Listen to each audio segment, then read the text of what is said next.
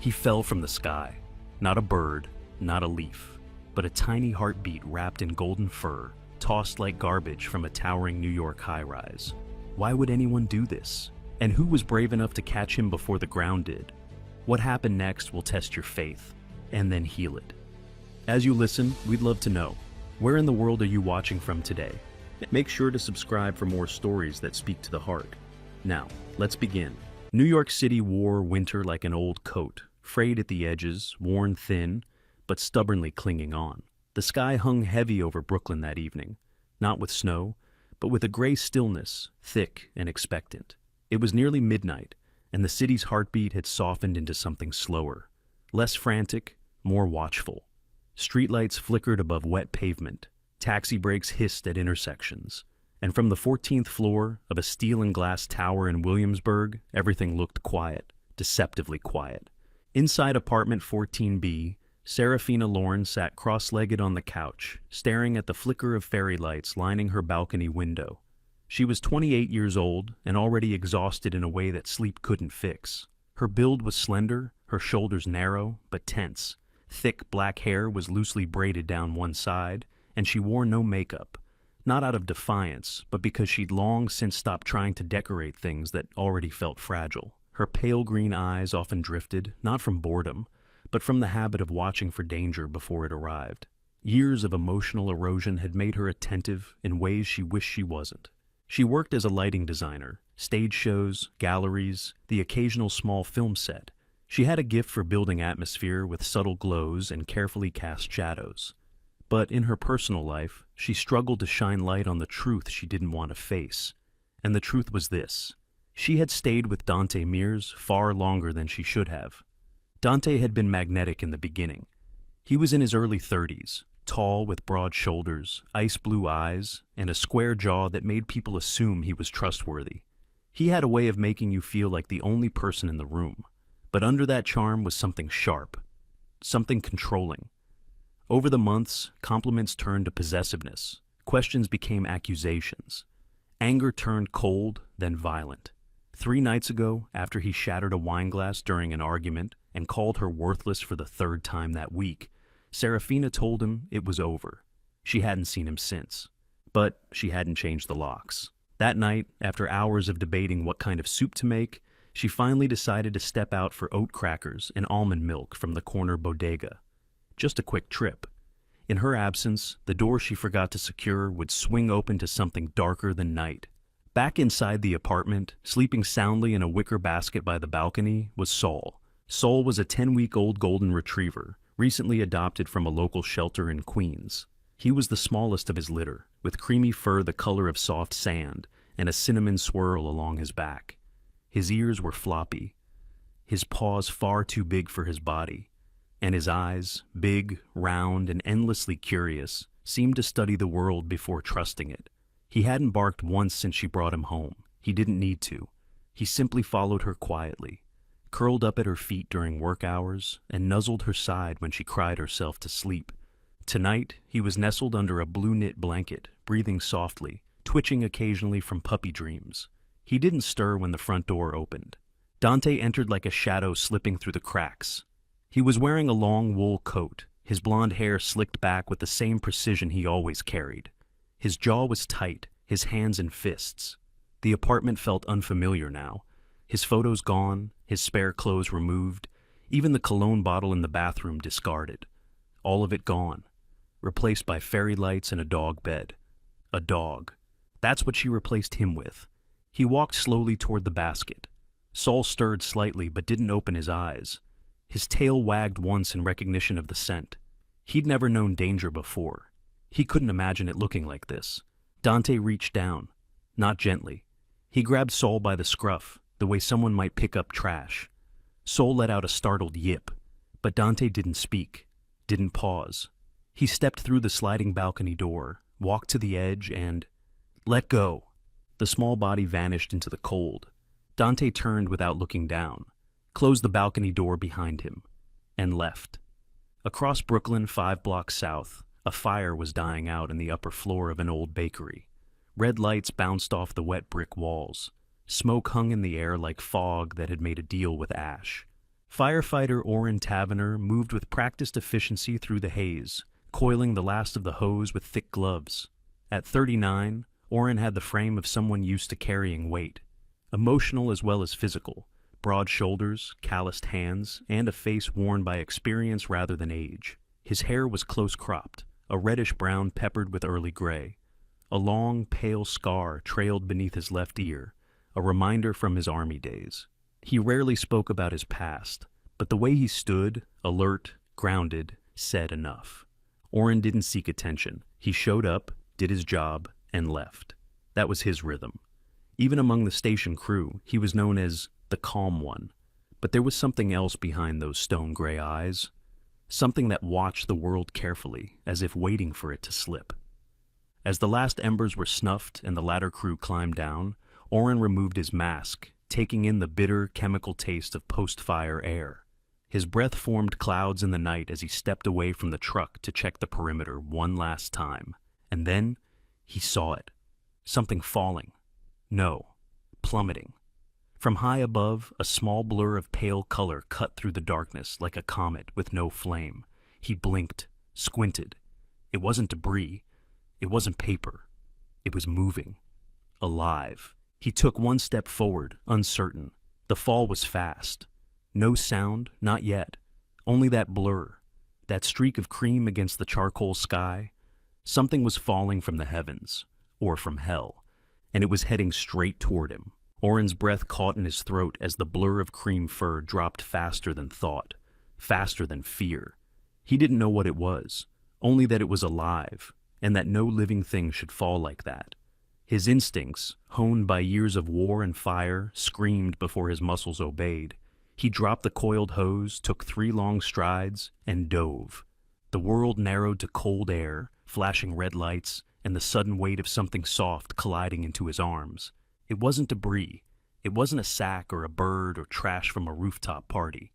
It was warm, fragile, trembling. He hit the ground hard, shoulder first, absorbing the impact as best he could, but still feeling the jolt run down to his spine. The bundle rolled slightly in his arms and let out a broken, shivering whimper. Orrin sat up slowly, ignoring the ache in his side. He unwrapped the folds of his thick fireproof coat, revealing the tiny body inside. It was a puppy. A golden retriever puppy, no more than 10 weeks old, now limp in his lap, with blood smeared across one hind leg and a gash above the brow. Its breathing was shallow and irregular, but it was breathing. A beat of silence passed, then another. Then the puppy let out a thin, pained whine. "Jesus," Orrin whispered. "Hey, yo, did you just... Was that a dog?" A voice called out, cracking the moment. Orrin turned to see a young man standing near a parked food truck, holding his phone at an awkward angle, filming. He wore a faded army green jacket 2 sizes too big, and a knit cap barely clinging to his head. His name was Theo Morton, 22, part-time delivery driver, part-time amateur videographer for a local blog called NY Pulse. He had wandered toward the fire scene looking for something raw to shoot for a late-night city reel. Now he had something no one would believe. Orrin didn't answer. He was already standing, cradling the puppy like it was made of blown glass, eyes scanning for the closest route to the truck. His lieutenant, a wiry man named Colby, with graying hair and a crooked nose that gave him a permanent skeptical look, spotted him. "You all right, Tavener?" Colby called out. "No, I need to borrow the truck," Orrin said, already moving. Colby glanced at the squirming bundle. "That a dog?" "Yeah," Orrin muttered, "and he's dying." 10 minutes later in the fire truck's secondary rig, a smaller vehicle used for inspections, was weaving through dimly lit Brooklyn streets.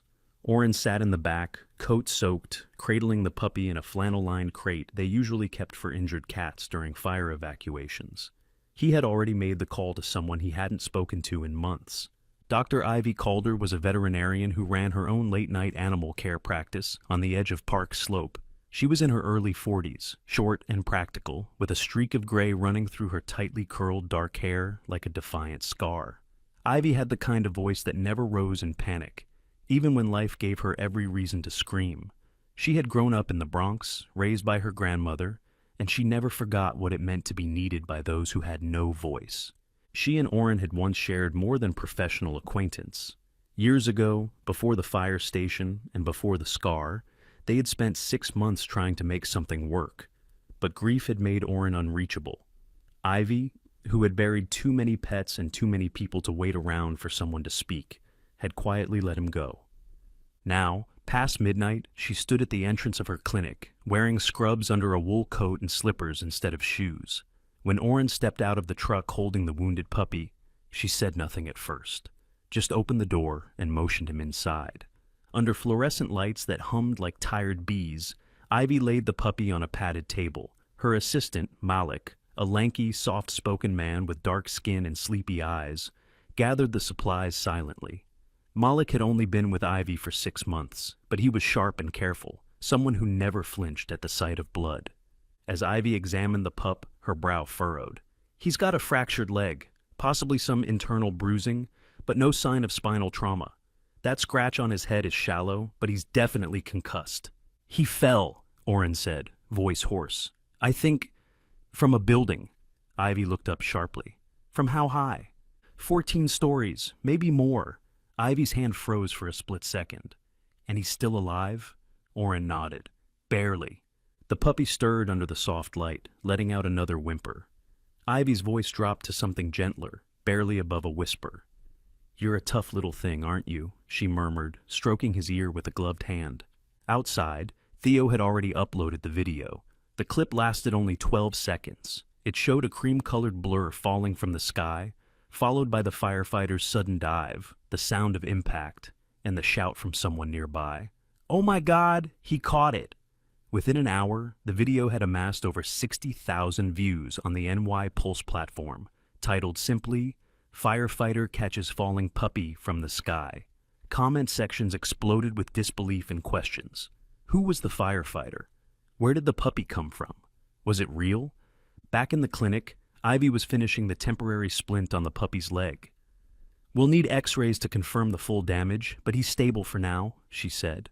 Oren leaned against the wall, arms crossed. His clothes were damp, and he smelled like ash and adrenaline. He looked down at the puppy, now sleeping with his body half wrapped in gauze and a heating blanket. Does he have a name? Ivy asked.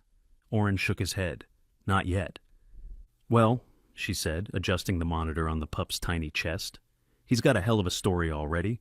Maybe give him something fitting. Oren stared at the tiny rise and fall of the dog's rib cage. The memory of that blur against the sky burned behind his eyelids. The weight of it. The way it had felt when he caught it. Not a miracle. Not luck. Just timing. Soul, he said quietly, like the sun. Ivy gave a small smile. Sol it is. The room fell quiet again. Ivy began cleaning her tools. Malik recorded the vitals. Oren didn't move from his spot against the wall, eyes still on the bundle on the table, trying to understand why this mattered so much. He had pulled people from burning buildings. He had dragged a teenage boy out from under a collapsed ceiling last spring. He had seen death in ugly, personal ways. But this falling, golden heartbeat, it stirred something else. Something that had been quiet inside him for too long.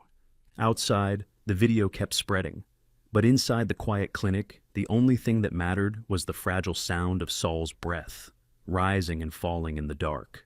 The lights in Ivy Calder's veterinary clinic hummed low, the kind of soft, consistent buzz that filled the silence between heartbeats.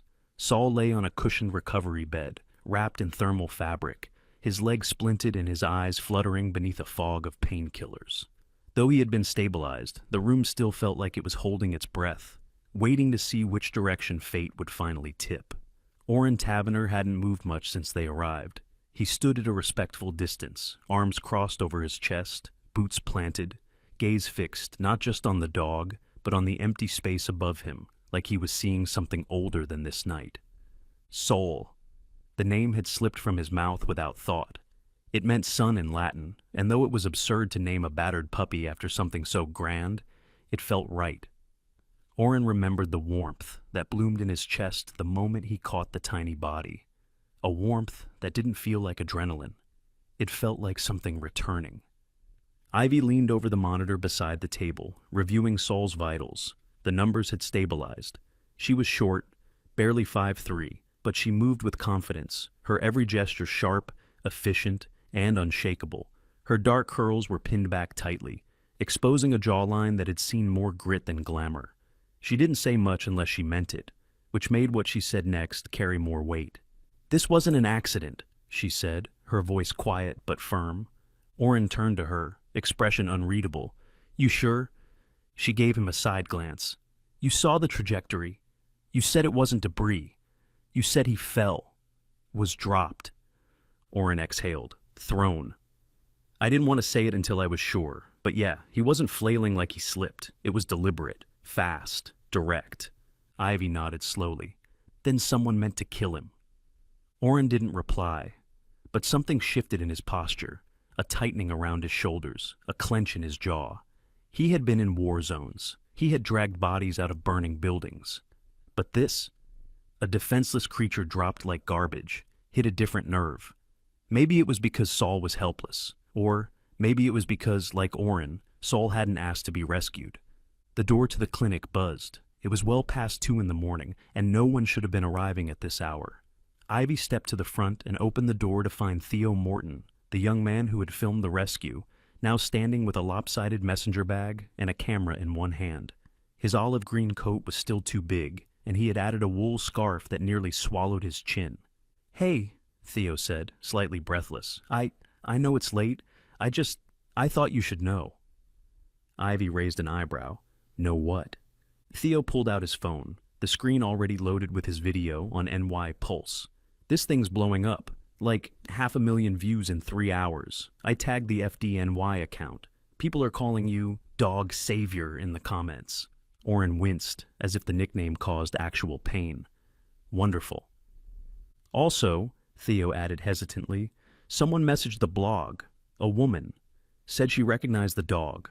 Said it might be hers." Ivy's eyes flicked toward Oren. "She give a name?" Oren asked. Theo nodded. "Serafina? She left a number. She sounded, I don't know, shaken." Oren didn't respond right away. Serafina. The name sounded delicate, too soft for a world that dropped things from the sky. He looked back at Sol. The puppy stirred slightly, letting out a weak breath, then settled again. Theo lingered, waiting for something. Acknowledgement, permission, maybe a quote. But Ivy cut through the moment. "Thanks for the info," she said curtly. "He needs rest. So does the firefighter. This isn't a press conference." Theo blinked, then nodded quickly, stuffing his phone away. Yeah, totally. Sorry. Just wanted to help." He gave Oren an awkward thumbs up and slipped out into the night. The clinic fell quiet again, the door shutting behind him like a seal locking everything back into place. Oren ran a hand through his damp hair. "Serafina," he repeated, then looked at Ivy. "You think I should call?" "You want to know where he came from?" Ivy asked. He looked down at Saul. "Yeah." Ivy nodded. "Then you already have your answer." Before Oren could reach for his phone, it buzzed in his pocket. He glanced down. The name on the screen gave him pause. Celeste. He stepped outside the exam room before answering. The hallway was narrow, painted in soft pastels that tried and failed to make the space feel less medical. "Yeah," he said, answering with his usual gruff brevity. "Oren," his sister's voice came through. She always spoke with a breathy urgency, like life never gave her quite enough time.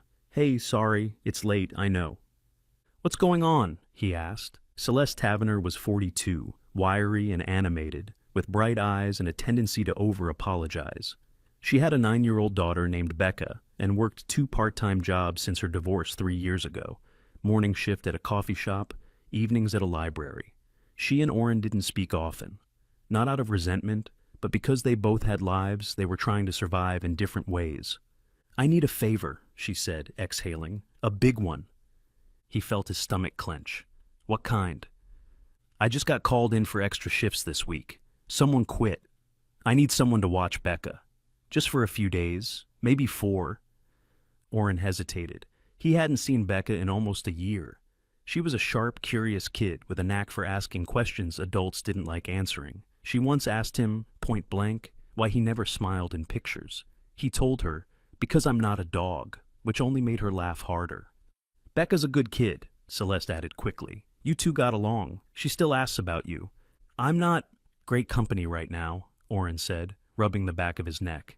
"I know," she replied gently, "but maybe that's why you should." He glanced through the doorway at Saul, sleeping under heat lamps. He already had a dog who fell out of the sky. Was the universe now dropping a kid into his lap too? "I'll come by in the morning," Celeste said. "If that's okay."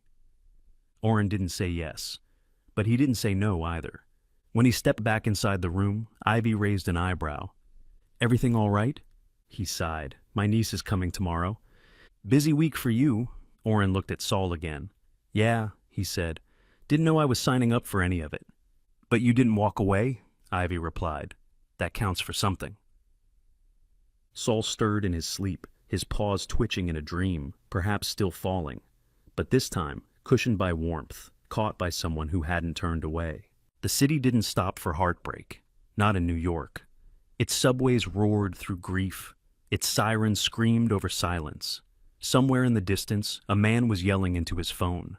Two cabs nearly collided at a light, and on the 12th floor of a Williamsburg apartment, Serafina Lawrence sat motionless, the buzz of her phone vibrating against a marble countertop that felt far colder than it should. She hadn't slept. The sky outside was turning a chalky gray, the kind of pre-dawn color that made everything look washed out. The living room, usually warm and curated with soft lights and gentle textures, now felt like an empty film set. Her shoes were still by the door, her purse still on the floor, but something central was missing, something warm, something that had only just begun to matter. Saul. She had adopted him only a week ago, a chance decision really, a quiet Sunday afternoon, walking past a weekend adoption booth outside a park. She hadn't even planned to stop, but then she saw him, a soft-furred golden retriever puppy curled in the corner of a crate, staring out with wide, questioning eyes. His fur was cream-colored, with a cinnamon swirl along his spine, and his paws were almost cartoonishly large for his small frame. He didn't bark or lunge like the others. He just watched. The volunteer had said, "He's the quiet one, a little nervous, but smart. Wants to understand everything before he trusts it." She had knelt beside the crate. Saul hadn't moved away, just stared. When she reached in, he didn't flinch. His head pressed gently into her palm, like he'd been waiting. Now, 6 days later, he was gone. The door had been open when she came back from the store. No mess, no broken glass, just absence. Saul's blanket was still by the balcony door, his food dish half full, but he wasn't there. And Dante, well, Dante was gone too. At first, panic had blinded her. She ran through the apartment, checked every room, even the dryer. Then came the disbelief. Maybe he escaped. Maybe someone took him. But deep down, something darker pulled at her. Something colder. Dante still had a key. She hadn't changed the locks. He'd been violent with her before. Not with fists, but with control. With words that sliced. With threats left hanging in the air like smoke. He hadn't taken Saul because he wanted him. He would have taken him to make her hurt. Desperate for answers, Serafina had made a flyer and posted it across every local forum she could find. One of those forums had a trending tag, #DogSavior. She clicked it without thinking. The video began mid-motion, someone's shaky phone footage. A small cream-colored blur fell from above, hurtling down through the blackened sky. A firefighter sprinted forward, shedding his coat, diving. The sound of bodies hitting pavement. A burst of shouts. Then silence. The camera zoomed shakily on what lay cradled in the man's arms. She paused the frame. Even in the grainy resolution, the details punched the air from her lungs. The cinnamon stripe, the two big paws, the tiny dark smudge on his left front leg. It was Saul. She dropped the phone, her knees buckled, body folding to the ground. Her breath came in shallow gasps, but the tears didn't come. Not yet. Her brain replayed the fall in loop. She saw his little body tumbling through wind, helpless. No wings, no reason. Just falling. And then the memory came, small, brief, but piercing. It was their second night together. Saul had whimpered in the dark, unsure of the apartment, of her. She had lifted him into bed against her better judgment, wrapped him in an old sweater. He had stopped trembling when she placed her hand over his heart. That night, she'd been restless, memories of Dante's insults still echoing through her skull. She had turned away, tried to cry quietly, when she felt Sol's nose nudge the back of her neck. Just once, a tiny, unsure comfort. But it had worked. She had whispered, "You're not just a dog, are you?" and laughed through tears. That was only 5 days ago. A buzz pulled her back. A message. Her friend Mika had sent the clinic's name, Calder Veterinary Care, Park Slope, with a single line. "I think he's there." Serafina called immediately. "Calder Clinic," answered a warm, low voice, male, professional. "My name is Serafina," she said quickly. "I saw the video. The puppy, the golden retriever, they caught him. I think that's my dog." "Hold, please," the voice said. A click, then a longer pause. Another voice came through. This one female, confident. "This is Dr. Ivy Calder. Can you describe the dog for me?" Serafina's voice trembled, but she spoke without hesitation. "Golden retriever, 10 weeks old, cream fur, cinnamon line down his back, a black smudge on his left front leg. He's quiet, doesn't bark, startles at sirens." Ivy was silent for a long beat. "That matches. He's here. He survived the fall." A wave of emotion cracked something loose in Serafina's chest. "Is he okay?" "He's stable," Ivy said carefully. "Some trauma, yes, but alert. He's resting." Serafina squeezed her eyes shut. "I'm coming." "We'll be here." She hung up and stood. Her hands were shaking as she pulled on the coat Sol had once napped on, now still carrying his faint scent. Her keys were on the counter, her scarf still crumpled near the door. The whole apartment had become a shell, something shaped like home, but hollowed out by absence. As she walked out, the hallway felt colder than she remembered. The elevator doors creaked open too slowly. The mirror inside showed a pale woman with smudged eyeliner and grief buried under a blank expression. But something else had returned to her features too. Not hope, not yet, but momentum. She didn't know what she would find at the clinic, didn't know who had caught him or how badly he was hurt. But she knew this. Someone had dropped her soul from the sky, and someone else had caught him. The clinic door jingled softly as Serafina stepped in from the cold. The wind behind her howled down the narrow Park Slope street, scraping at the windows like impatient fingers. But inside Calder Veterinary Care, it was warm, quiet, and filled with the soft, antiseptic smell of healing. She paused just past the entrance, clutching her coat closed, eyes sweeping the lobby like a woman walking into a memory she wasn't sure was hers. The space was modest, but carefully maintained. White tile floors, clean gray walls, and a row of glossy plants near the reception desk that somehow still looked alive despite the city's endless winter. The receptionist, a teenage girl with a buzz cut and chipped blue nail polish, offered a hesitant smile from behind a computer monitor.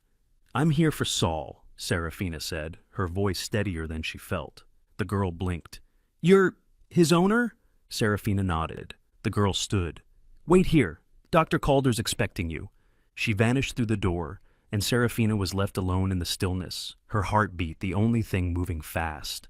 Behind that door, Ivy Calder was wiping her hands with a clean towel, her expression unreadable. The early morning had crept in like frost, and Ivy had barely had time to sip her tea before the call came through that the woman from the video, the one who claimed the dog, was on her way. Now that she was here, Ivy didn't feel relief. She felt concern. She had seen too many dogs arrive half-broken not by accident, but by the people who said they loved them. And when Ivy caught a glimpse of Serafina through the one-way glass in the hallway, something twisted in her gut. Serafina stood tall, but there was a tightness in her shoulders, like she'd forgotten how to breathe fully. Her coat sleeves were tugged down awkwardly, hiding her wrists. Her face, pale, hollow-eyed, framed by dark hair clinging to wind-blown cheeks, carried the unmistakable tension of someone holding in too much for too long.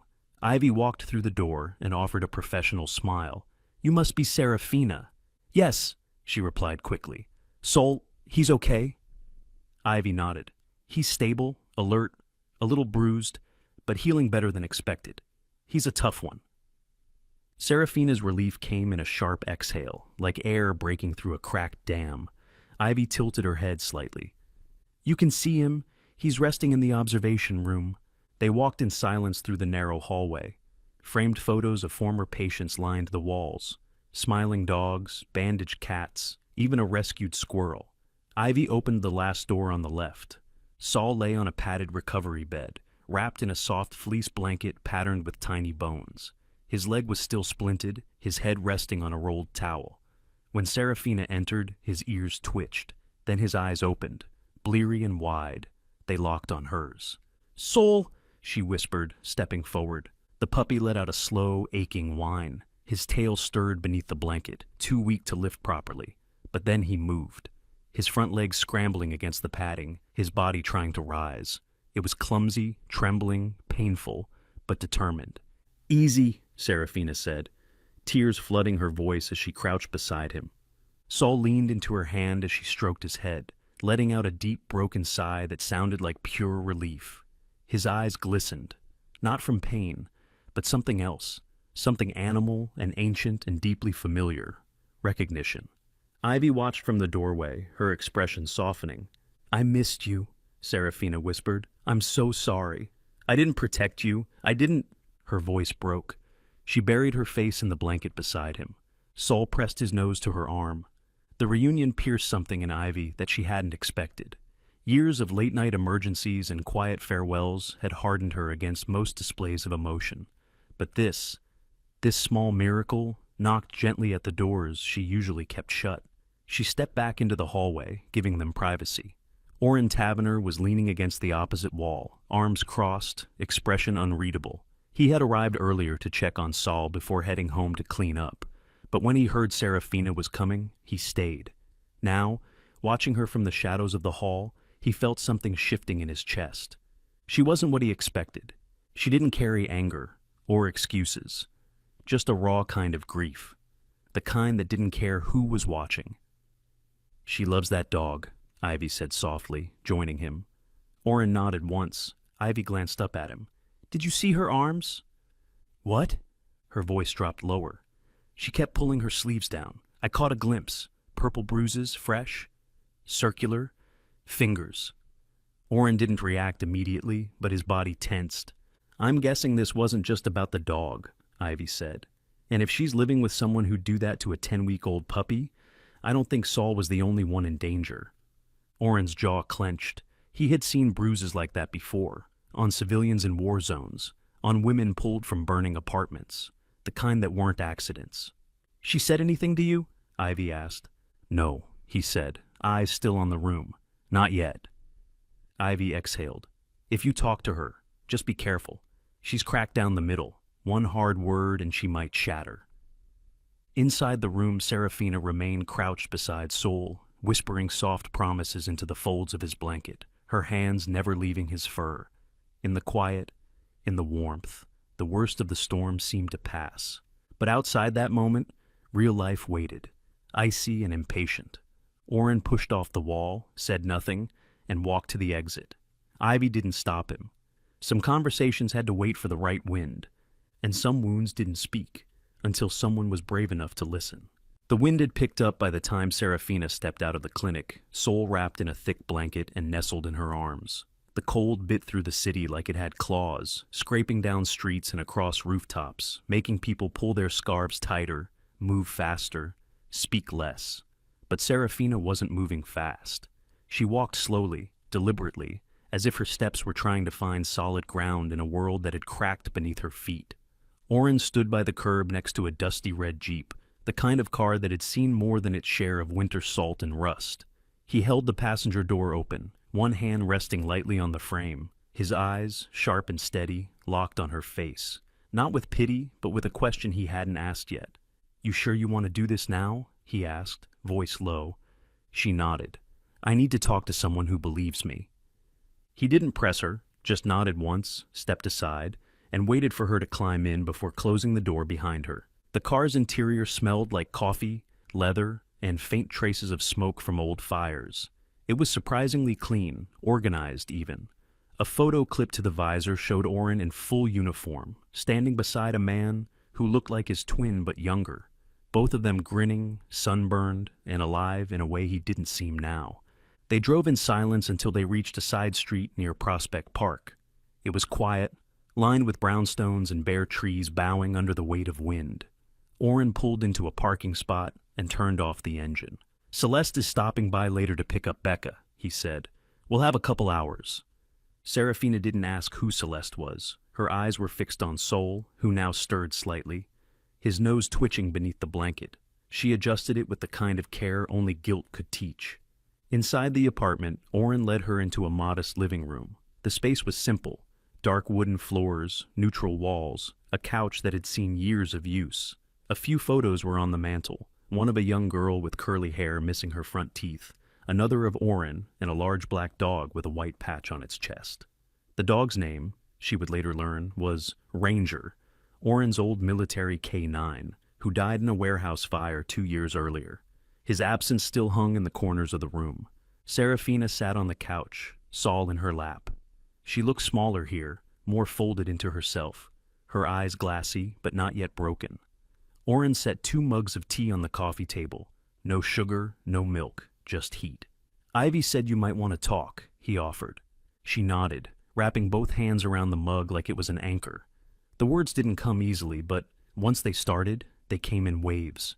She told him about Dante, about the way his compliments slowly became critiques, how his laughter began to carry edge instead of warmth, how he isolated her from her friends, made her second-guess every word she spoke, about the first time he yelled, the first time he slammed a door hard enough to shake the walls, and then finally, about the night he locked her in the bathroom.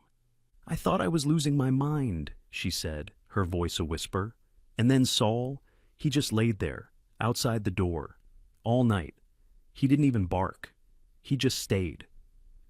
Oren sat in a worn armchair across from her, his elbows on his knees, hands folded. His expression never changed, but something in his eyes darkened. "I thought leaving would be enough," she continued. "I told him it was over. I never thought he'd—" She couldn't finish. Oren's voice was quiet but firm. "Dante's a predator, and he's not done." She met his eyes for the first time. "You think he'll come back?" Oren nodded. "Not if, when." The silence stretched between them.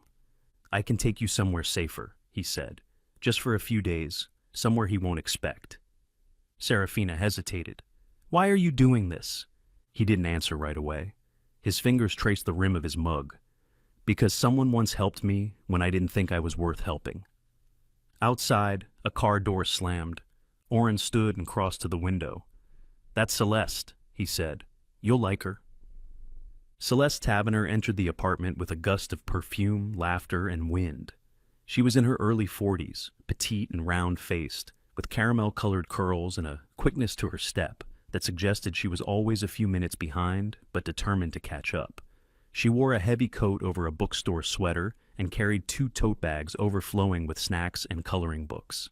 Sorry, I know I'm early," she said as she breezed in. "Becca was practically vibrating out of her skin this morning. She's waiting in the car, but oh."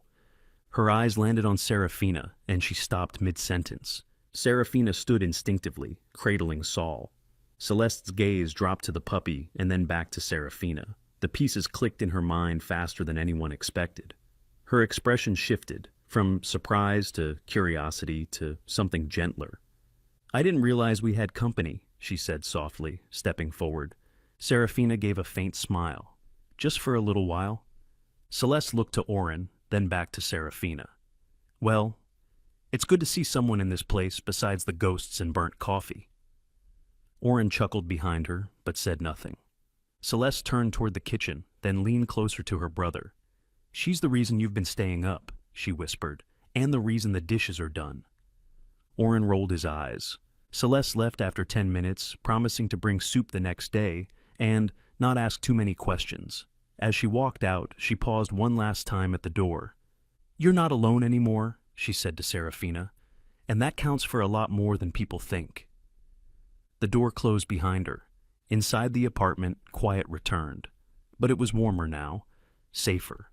Serafina leaned back into the couch, her eyes fluttering shut for a moment. Sol shifted in her lap, letting out a long, content breath. In a back room of the clinic, Ivy Calder sat at her desk, phone pressed to her ear. "Yes," she said. "This is a veterinarian in Park Slope. I'd like to report a suspected case of animal cruelty and possible domestic abuse." Her voice didn't shake. She had made calls like this before. But this time, this one felt personal, The fire station on 4th Avenue had the strange stillness of a place always half awake. Trucks gleamed under overhead lights. Gear hung neatly along the walls, waiting to be thrown on in seconds. The air carried the scent of oil, metal, and the lingering ghost of extinguished smoke. It was the kind of place that promised chaos without warning, and this morning it held something else in the air too. Something unsettled. Orrin Tavener sat at the rear of Engine 72, tightening a strap on his turnout coat. His shift had started at dawn, but he hadn't slept much the night before. Not because of nightmares, though those still came sometimes. It was quieter now. The kind of restlessness that came from being aware of something fragile nearby. Upstairs, in the modest loft over the garage, Serafina and Sol were asleep. She'd insisted she didn't want to be a burden, but after Ivy's call to the police, Orrin didn't want to leave her alone, not even in her own apartment. So he brought her here. Firehouses were built like fortresses, and today that felt necessary. Sol, healing slowly, had curled up at her feet the night before, resting his head on her slippers, tail twitching with dreams. Serafina, still bruised but breathing easier, had said nothing when Orrin handed her an extra blanket. She'd simply whispered, "Thank you," and that was enough. A new voice broke through the garage doors. "Lieutenant Tavener!" It was Frankie Delgado, the youngest of the crew. Barely 24, with a baby face and arms full of half-finished tattoos, Frankie was all energy and caffeine. He jogged over with his phone in hand, panting slightly. "There's someone outside, asking for you." Orrin raised an eyebrow. "Who?" Frankie shrugged. "Didn't give a name. Tall, leather coat, looked wired." Orrin stood slowly, the hair on the back of his neck lifted. He knew before he reached the bay door. Some instincts didn't dull with time. Dante Mears was pacing on the sidewalk, his jaw clenched tight, his hands jammed into his coat pockets. His blonde hair was messy, not styled the way Serafina used to comb it for him. His eyes, once icy and controlled, were wide now, wild with something darker than anger. Orrin stepped outside. Behind him, a surveillance camera pivoted, clicking softly as it locked onto the scene. Frankie lingered at the door, just out of sight. "You," Dante growled, stepping forward. "Where is she?" Orrin said nothing. "You think you're a hero, taking in strays? You don't know anything about her." Still, Orrin didn't speak. He didn't move either. He just watched. Dante's voice rose. "She's unstable. She lies. She turned that damn mutt against me, and now she's what? Crying on your shoulder like I'm the monster?" Orrin finally spoke. "You threw a 10-week-old dog off a balcony." Dante froze for half a second. Then he scoffed. "You don't have proof." Orrin's tone was flat. "The dog lived. There's your proof." Dante stepped closer. "You don't know what she's done to me?" "No," Orrin replied, "but I know what you did to her." And then Dante lunged. It wasn't clean or calculated.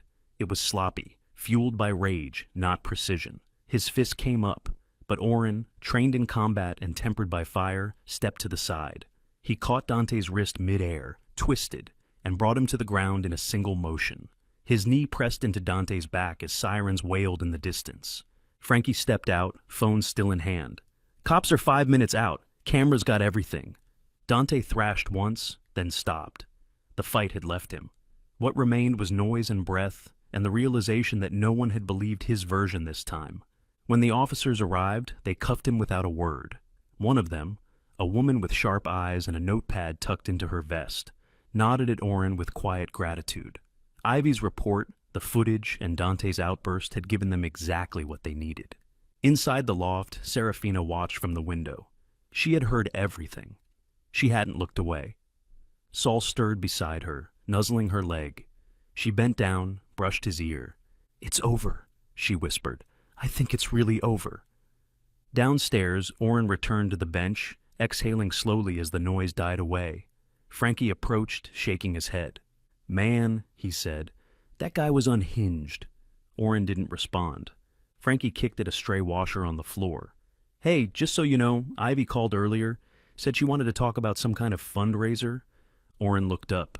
"Yeah, said something about doing it in Sol's name, for abused animals, like a rescue fund. I think she's calling it the Skydog Project." Orrin's lips lifted in the faintest smile. "She asked if we'd host it here," Frankie added. "I told her I'd check with you." Orrin nodded. "Tell her yes." Frankie grinned. Cool. I'll start designing the flyers. Later that afternoon, Ivy arrived with a manila folder and 2 cups of cocoa. She wore a thick puffer jacket, black jeans, and a knit beanie pulled low. She had always been more practical than stylish, but today there was something brighter in her stride. I thought maybe Saul could be the face of something good, she said as she handed Serafina the flyer mock-up.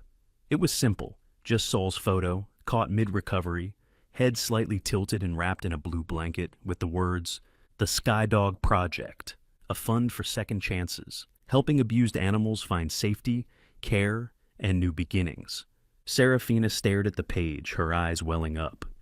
"You don't have to decide now," Ivy added gently, "but I think his story could help others." Oren watched from the kitchen doorway. Serafina hadn't spoken much since the arrest, but she moved easier now, breathed deeper.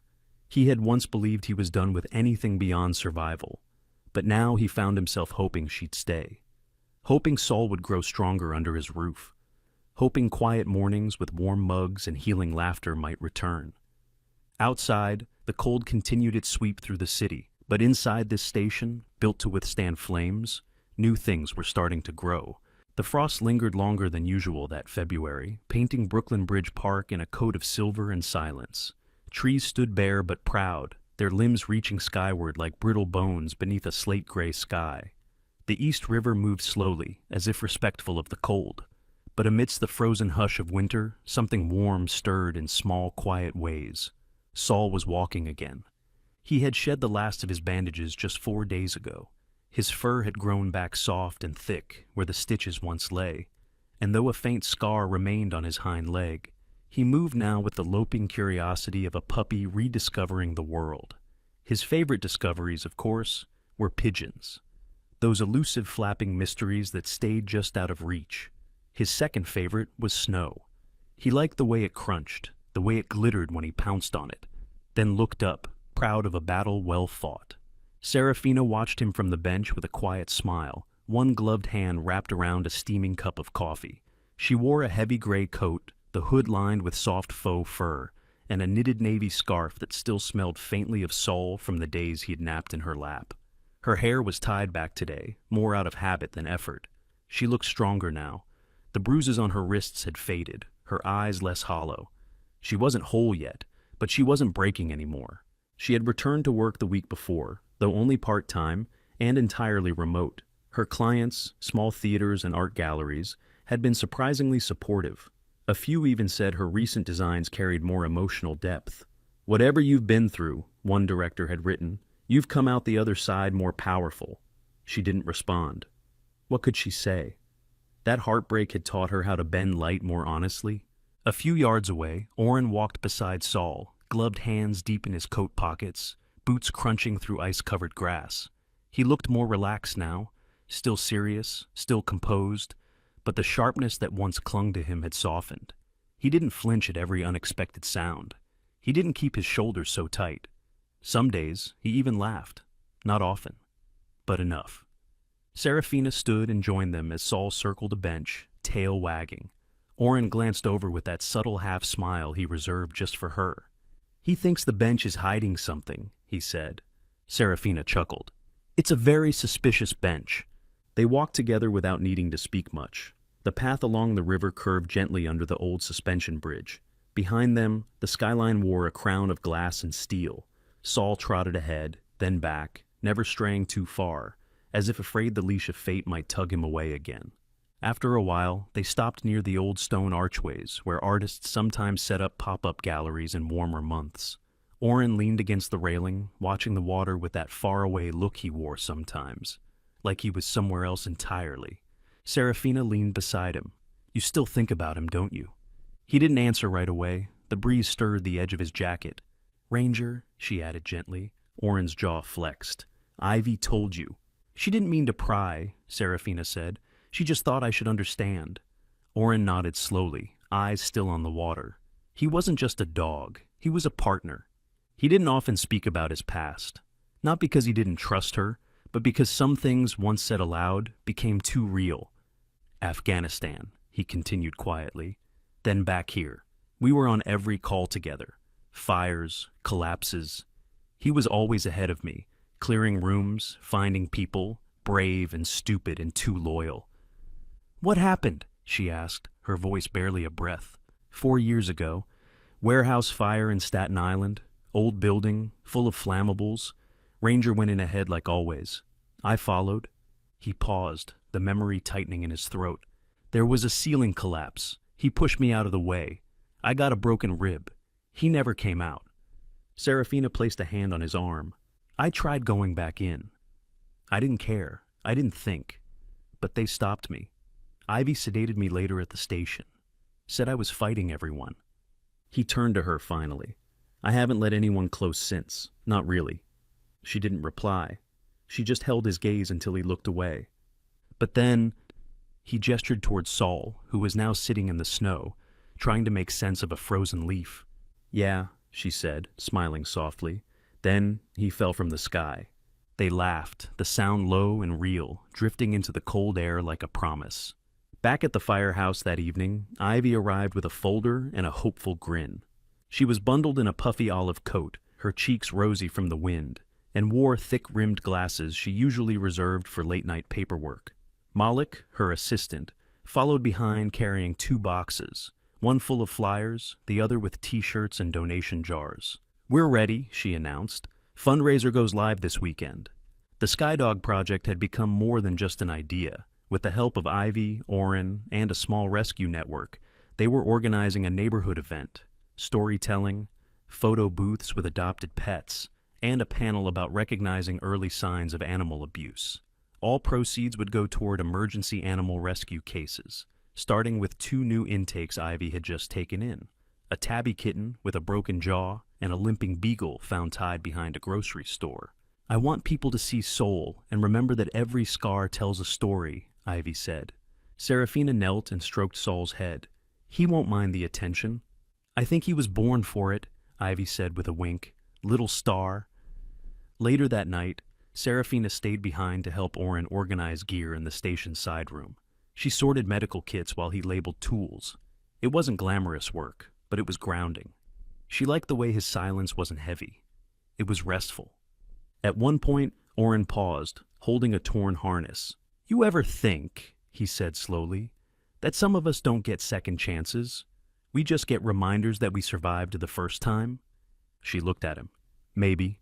But I think Saul is more than a reminder." Orrin raised an eyebrow. "He's proof that even when everything falls, something still catches." They didn't say much after that. But when Saul curled up between them later, fast asleep, it was the first time Serafina didn't feel the need to check that the door was locked. The city outside was still frozen, but inside, beneath coats and scars and all the things they didn't say, something warm was growing. The elevator groaned as it ascended, each floor flashing like a heartbeat caught in the throat. The walls were mirrored, casting back 3 reflections: a woman trying not to tremble, a man built from steady silence, and a golden dog sitting obediently between them, his leash loose, his eyes alert, his body still carrying the calm wisdom of having survived what should have ended him. Serafina Lauren hadn't been back to apartment 14B since the night everything fell apart. Since the night Dante turned her sanctuary into a stage for his cruelty. The memories had haunted her sleep, then her waking hours, and now, as the elevator crept closer to the 14th floor, they pressed in again. Only this time, she wasn't alone. Orrin stood at her side, hands in his coat pockets, jaw tight but eyes soft, ready to let her lead. He had offered to go in first. She'd shaken her head. "I need to be the one who opens the door," she'd said. And now, here they were. Saul stood between them, his tail swishing gently, as if sensing the weight of the moment. His fur had regained its full luster, and the faint scar on his leg was nearly invisible beneath the golden sheen. He no longer limped. He walked with purpose, a living testament to resilience. The elevator chimed. The hallway hadn't changed. Same industrial carpet, same flickering light outside 14B. But to Serafina, it felt smaller now. Less like a prison, more like a page she hadn't finished writing. Her hand shook slightly as she turned the key. The lock clicked, the door creaked open. Silence. The apartment was empty. Furniture gone, walls stripped bare, the shadows had changed. But the air still carried the faintest echo of who she used to be. The girl who kept forgiving, who made excuses for bruises, who whispered apologies to herself at night. She stepped inside slowly. The floorboards groaned beneath her boots. Oren followed, close but not hovering. Saul trotted in ahead, sniffing once at the corner where his bed used to be. Then he sat. Serafina moved toward the windows. The same skyline greeted her. Cold, magnificent, indifferent. But now, the glass no longer reflected fear, just distance. She reached into her coat pocket and pulled out a small blue collar, worn leather with a faded silver tag that read Saul in quiet engraved letters. It was the one he wore the night he was taken from her. Ivy had returned it after the fundraiser. Serafina had kept it in her drawer for weeks, unsure what to do with it. Now, she placed it gently on the empty bookshelf in the corner. No words, just the gesture, like a punctuation mark at the end of a long, unfinished sentence. She closed her eyes. Oren watched her from the doorway, leaning against the frame. His heart ached, not just for what she had endured, but for the strength it took to walk back in here, to face ghosts without running. She turned toward him. Her shoulders trembled, not with fear now, but release. Grief unspooling like thread from a needle. He walked to her slowly, said nothing at first. Then, gently, he lifted a hand and brushed a strand of hair from her face.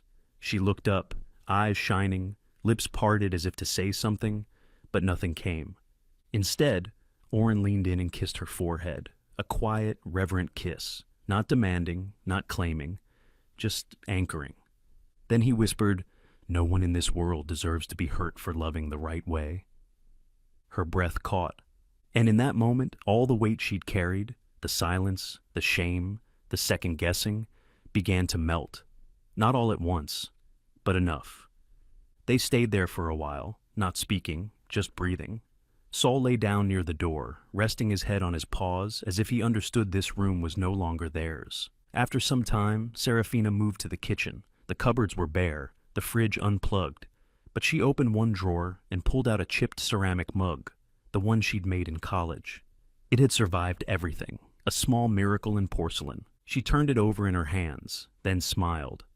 "Let's go home," she said. Oren nodded. "Yeah, let's go." They stepped out together, Saul padding close behind. As the door closed softly behind them, the apartment held no protest, no lingering malice, just silence. But this time, it wasn't empty. It was finished. The spring air smelled like beginnings. It wasn't warm yet, not fully. Brooklyn always held on to its chill a little longer than it should. But the sky was blue enough to make people believe in better days. Light pooled across the sidewalk, outside a newly renovated red brick building tucked just off Flatbush Avenue, where a freshly painted wooden sign hung gently from a wrought iron post. The Skydog Center, Rescue, Light, Second Chances. Inside, the air buzzed with quiet energy. Strings of soft golden bulbs hung from the ceiling, their glow bouncing across whitewashed walls, polished concrete floors, and wide open spaces filled with life. Real, breathing, barking life. Dozens of dogs, each in their own clean, warm enclosure, lounged or played or sniffed at visitors. Volunteers in matching navy shirts moved through the halls with leashes and treats. Laughter echoed from the courtyard. Someone played guitar softly near the open doors. The grand opening had drawn a modest crowd of locals, dog lovers, and curious passers-by. But to Oren Tavener, Serafina Lorne, and Dr. Ivy Calder, it already felt like a miracle. It had taken them nearly a year. After the incident with Dante, after Saul healed, after the fundraiser that turned into a neighborhood movement, the idea came slowly, first as a what if, then a maybe someday, and finally a blueprint on Ivy's kitchen table. Oren had saved every dime from his firehouse work. Ivy sold a piece of inherited land upstate. Serafina, now working full-time again as a lighting designer, offered her skills for free. "I want the space to feel like sunrise," she'd said, "like hope, before it even speaks." And she had done just that. The lighting inside the center wasn't harsh or artificial. It shifted gently across the day, mimicking dawn and dusk. The kennels didn't look like cages. They were warm, lined with soft earth tones and natural textures. There was a room filled with pillows and blankets called the Trust Room, where shy or traumatized dogs could be gently reintroduced to human kindness. Above that room, a plaque read, Soul's Corner. And now, on the day of the center's opening, Soul sat proudly at the entrance like he belonged there, which of course he did.